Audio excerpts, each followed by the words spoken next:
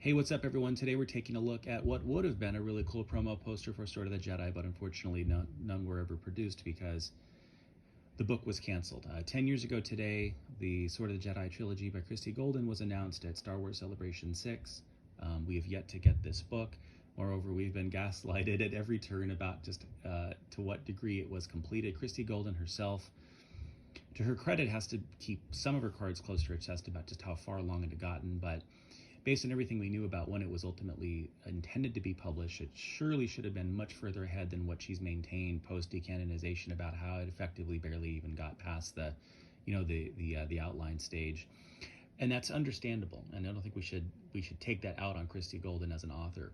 I mean, honestly, for a variety of reasons, she wants to maintain a good relationship with Lucasfilm and anyone else she's sort of writing for. At the moment, she's writing for World of Warcraft. Interestingly, writing about another Jaina character in that universe rather than the Jaina we wanted to be hearing about from her in the expanded universe timeline.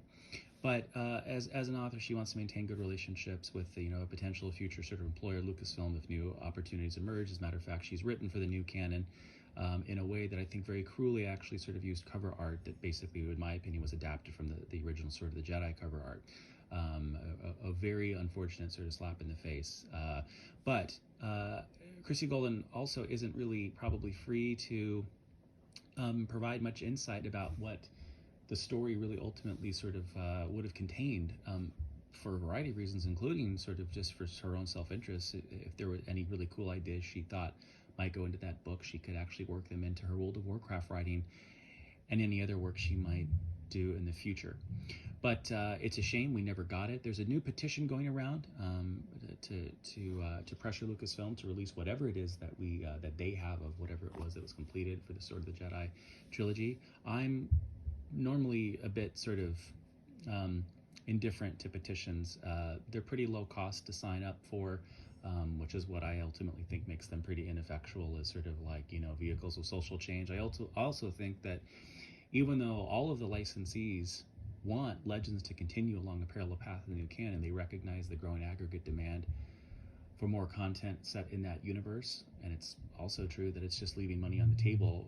Despite all those things, Lucasfilm's made it pretty abundantly clear after this many years past the decanonization, discontinuation, even though we do continue to get new Legends in the form of SWTOR expansions and the occasional Star Wars 108, Marvel one-off comic, in addition to lots of other lost and canceled, and even in some cases not canceled, but yet to be published bits of the expanded universe like Supernatural Encounters.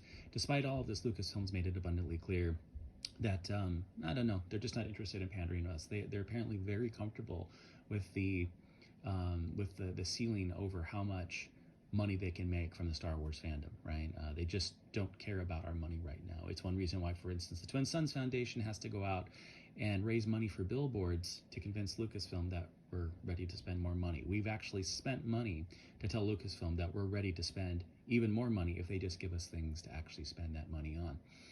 The thing about Sword of the Jedi is, despite these petitions and stuff, folks, go ahead and sign up, knock your socks off. I just don't think it's going to work.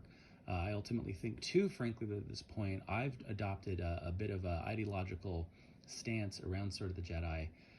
I don't even want it anymore. It's become such a rallying cry. It has from day one, post-decanonization, discontinuation, that to me, it's at this point, I don't want to give Lucasfilm the satisfaction. Now, of course, by all means, don't worry. I have zero power in the Star Wars fandom relative to Lucasfilm, so don't worry. My views are not going to impact the potential for Sword of the Jedi to ever be released. But I just think, realistically, we'll never see anything from it. On the other hand, there are lots of things, like, as I said, canceled and not canceled, but yet to be published, that are continuing to sort of pop up and that we will continue to see well into the future. So, yeah, there's no Sword of the Jedi poster to highlight today, no Sword of the Jedi book, and realistically, no Sword of the Jedi official content from Lucasfilm we'll ever see. But the Star Wars Expanded Universe fandom continues. It continues to grow. The continuity continues to be expanded in a variety of forms, and among other things, I'm looking forward to some of those never canceled but yet to be published, officially licensed Star Wars EU content, and particularly in the form of Supernatural Encounters from Joe Bongiorno, hopefully later this year or whenever it is we can see. I think it's going to be well worth the wait. All right, see you next time.